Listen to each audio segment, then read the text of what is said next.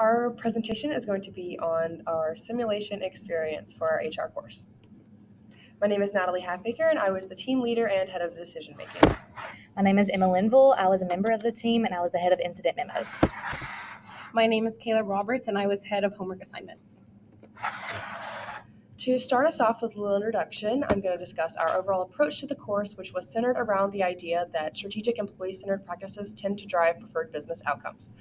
Then our goal of the simulation was to develop and apply the human resources knowledge that we gained throughout the class through both our slides and textbook readings to the HR decisions to positively impact the key metrics that we are being graded on throughout the simulation, such as unit labor, morale, turnover, and quality.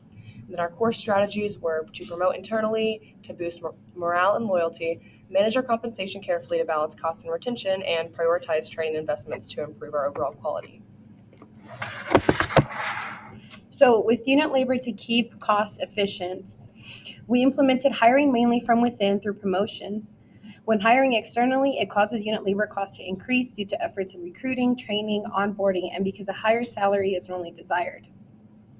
So as you can see here in the graph, from start to quarter four, our unit labor costs stayed down. However, going into year two, our unit labor costs did increase due to increasing wages for the year and also special decisions and increasing benefits.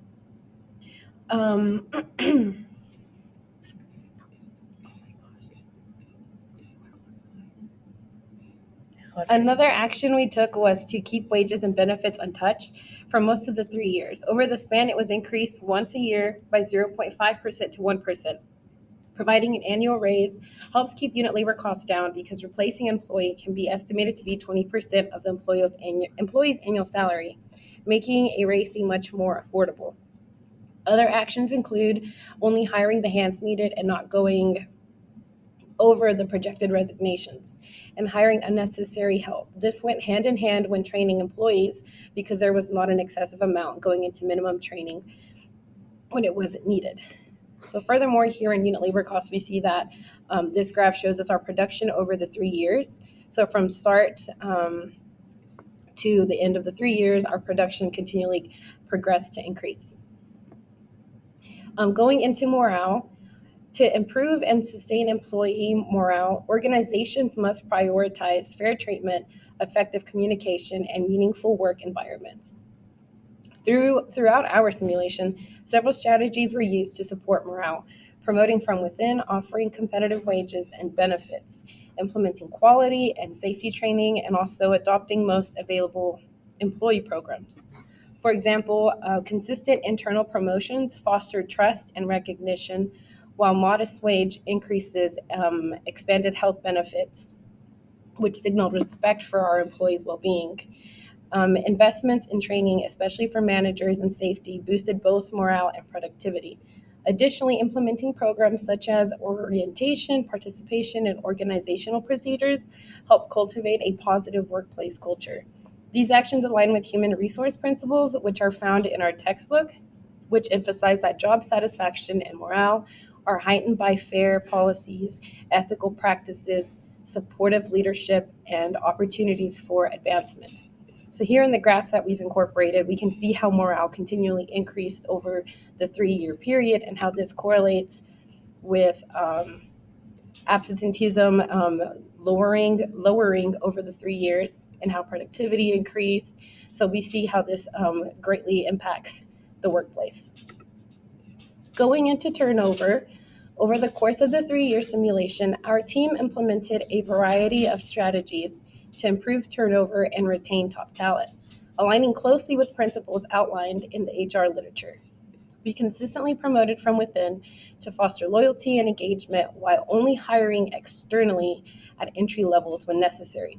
Modest wage increases, enhanced benefits, including vacation and sick days and higher tier health coverage, signaled our commitment to employee well-being.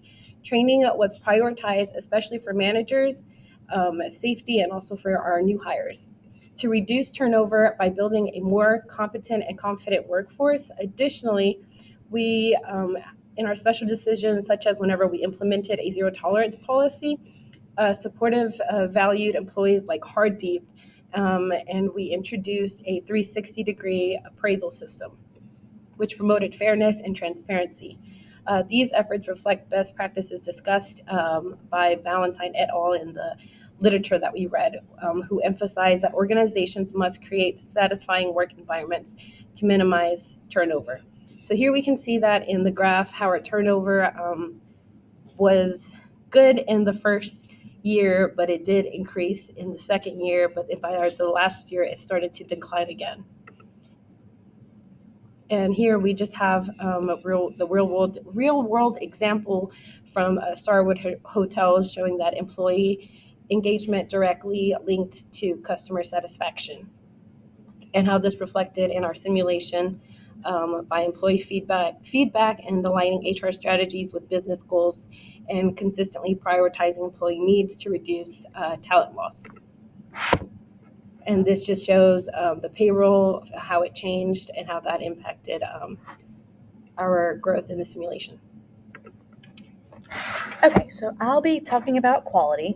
As we work to reduce turnover and strengthen employee performance, one of our biggest focuses was building a capable workforce, and this slide shows how that strategy paid off. Looking to the chart at the left, you'll see our quality index steadily rising across multiple quarters. This reflects the result of three main tactics. First, we increased training hours, particularly in safety, technical skills, and leadership. This not only reduced errors, but also helped employees feel more confident and prepared in the workplace. Second, instead of hiring externally, we focused on promoting experienced employees internally. This helped improve performance, saved onboarding time, and motivated team members by showing that we value their growth. Finally, we implemented consistent evaluation and feedback loops. These gave employees regular insight into their performance and clear opportunities to improve. All of this connects back to our textbook, particularly the importance of performance management and continuous development. As you can see in the chart, these efforts help build a more skilled, confident, and committed workforce. Now I'll talk about our special decisions. We made over the course of the time 12 special decisions, I believe. I'm going to talk about two specifically. In our simulation, we had to make several key special decisions that significantly impacted both our short-term results and our long-term strategy. First, we chose to implement a 360-degree performance appraisal system combined with a management by objectives approach. Instead of relying on just supervisors' opinions, we gathered feedback from supervisors, subordinates, and employees themselves. This made evaluations much more balanced and fair. By tying evaluations directly to measurable goals through MBO, we kept leadership focused on outcomes that truly matter to the company's success. This decision helped improve leadership, effectiveness, morale, and accountability, aligning with best practices from our textbook. Our second major decision involved upgrading our employee health insurance benefits. New government regulations required full-time employees to have at least Tier 3 coverage with a prescription drug plan. We had the option to either comply or pay a penalty. Although upgrading our plan increased short-term costs, it allowed us to avoid expense fines and protected our ability to attract and retain our employees. Offering better benefits strengthened workforce stability and morale, aligning with the textbook's emphasis on how a strong total rewards strategy supports retention and organizational commitment. Both of these decisions show how we balance compliance, employee satisfaction, and business success through the simulation. The two primary mistakes that we believe we made throughout the simulation were inconsistent wage adjustments and overspending. In regard to inconsistent wage adjustments, early in the simulation, wages were adjusted quite conservatively, which often led to lower morale. And additionally, as the simulation progressed, other companies were raising wages, but we were reacting slowly as we were not always purchasing the wage reports and didn't have enough time and warning to react. And overspending, which ties into the special decisions we were previously discussing, after the special decision that required significant increases in health insurance to Tier 3 compliance, our team went over budget by quite a lot. An additional example of overspending can be found when looking at our training budgets, which were notably higher than all the other companies throughout the simulation. And then the lessons that we learned from these mistakes are that flexibility and agility matter. As the industry is constantly changing and special decisions affect the budget and staffing requirements, flexibility is necessary to succeed. And the next lesson is that data-driven decision-making is necessary. The regular analysis of industry reports, like the wage surveys that we tended to not purchase, are critical when making decisions, especially regarding wages, as failure to maintain an above-average wage can result in increased turnover and lower morale.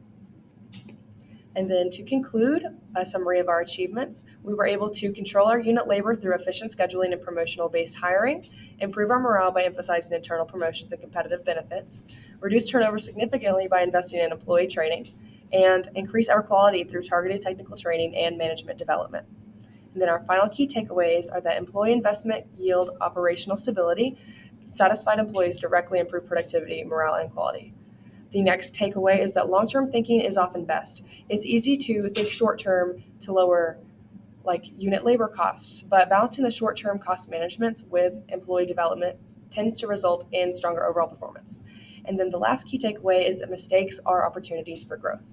The mistakes that we made throughout the simulation taught us the importance of monitoring, planning, and making corrective actions. Thank you. Thank you. Thank you.